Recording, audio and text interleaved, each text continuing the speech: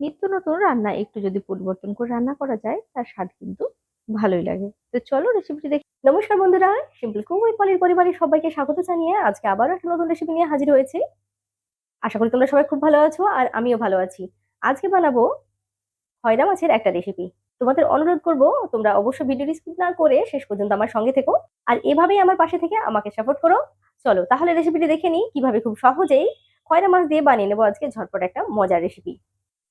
তো নিয়েছি আমি এখানে 250 গ্রাম খয়রা মাছ। মাছটাকে আমি ভালো করে ধুয়ে বেছে নেব। দেখতে পাচ্ছ মাছটা ধোয়া বাছা নেই। তো এটা আমি বানাবো আজকে খয়রা মাছের ঝাল। তার জন্য আমি মশলা নিয়েছি, দেখো এখানে নিয়েছি 100 গ্রাম পেঁয়াজ, নিয়েছি 50 গ্রাম টমেটো, আর নিয়েছি 4টে কাঁচা লঙ্কা, সামান্য ধনেপাতা, আর 1 চামচ আদা লঙ্কা বাটা নিয়েছি, খুবই সামান্য 5টা কোয়া রসুন। তো এখানে আমি তার সাথে দিচ্ছি ধনে গুঁড়ো 1/2 চামচ, আর 1/2 চামচ দিচ্ছি জিরে গুঁড়ো। এটাকে আমি সাইড করে রেখে দিচ্ছি। আর মাছটাকে আমি ততক্ষণে বেছে নেব। তো মাছটা আমার বাছা হয়ে গেছে, দিচ্ছে আমি লবণ আর হলুদ মাখিয়ে নেব। এখানে তোমাদের আমি আবারও দেখিয়ে দিচ্ছি, এখানে আমি পেঁয়াজটা ঠিক কিভাবে কেটেছি। পেঁয়াজটা দেখো লম্বা করে কেটে নিয়েছি, টমেটো গুলো লম্বা করে কাটা হয়ে গেছে, ধনেপাতা কুচি নিয়েছি, আর মাছটাতে আমি লবণ হলুদ মাখিয়ে নিচ্ছি। আমি লঙ্কাটা কিন্তু একটুখানি চিড়ে নিয়েছি। মাছটা লবণ হলুদ মাখানো হয়ে গেছে, এবার যেটা করতে হবে সেটা হচ্ছে মাছটাকে আমি ভেজে নেব। তার জন্য আমি কড়াই দিয়ে দিলাম পরিমাণ মতো তেল। তো অল্প অল্প করে মাছগুলো আমি ভেজে নেবো, একসাথে দেবো না, না হলে একসাথে মাছগুলো ভেঙে যাবে। একদিকটা হয়ে গেছে, তো আমি অপর দিকটা উল্টে দিচ্ছি।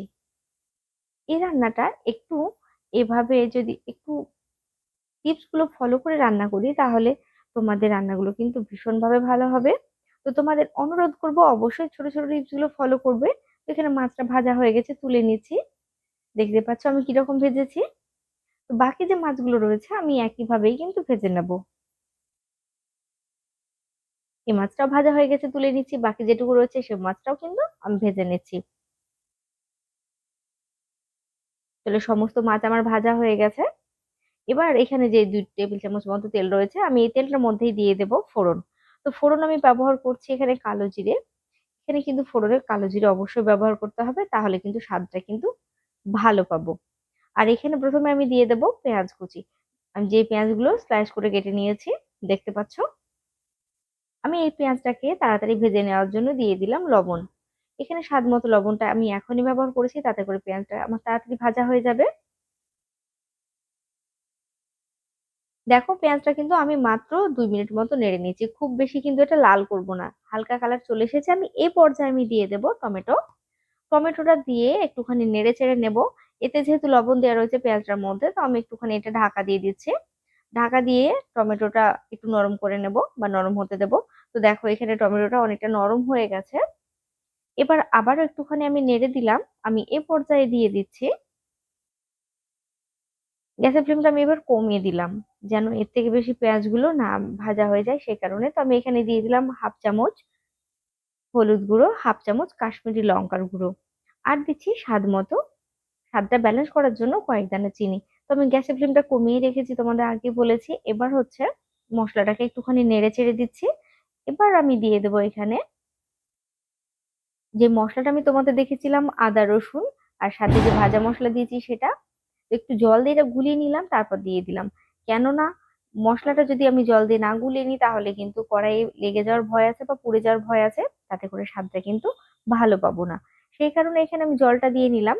তো এবার হচ্ছে খুব ভালো করে মশলাটা কষিয়ে নেব। এই রান্নাটা একটু অন্যভাবে রান্না করেছি।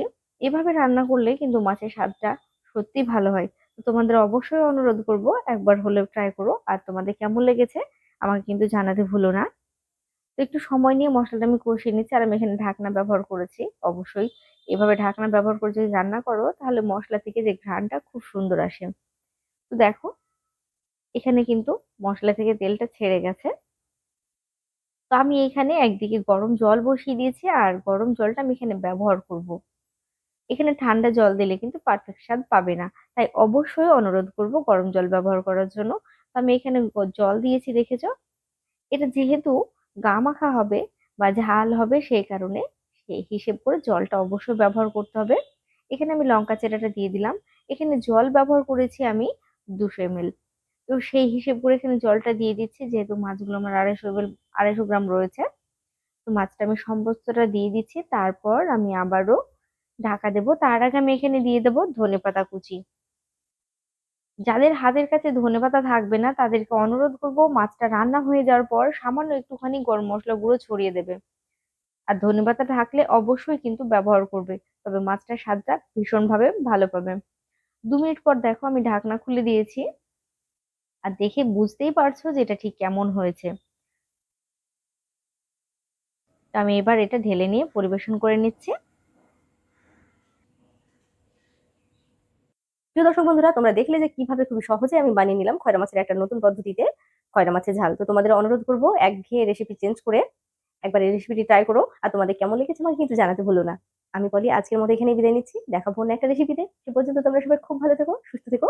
আর যদি আমার রেসিপিটি ভালো লাগে তাহলে অবশ্যই বন্ধুদের সাথে লাইক শেয়ার করতে ভুলো না। আর যারা নতুন বন্ধু রয়েছে তাদেরকে অনুরোধ করবো প্লিজ চ্যানেলটি আমার সাবস্ক্রাইব করে নিও। নমস্কার।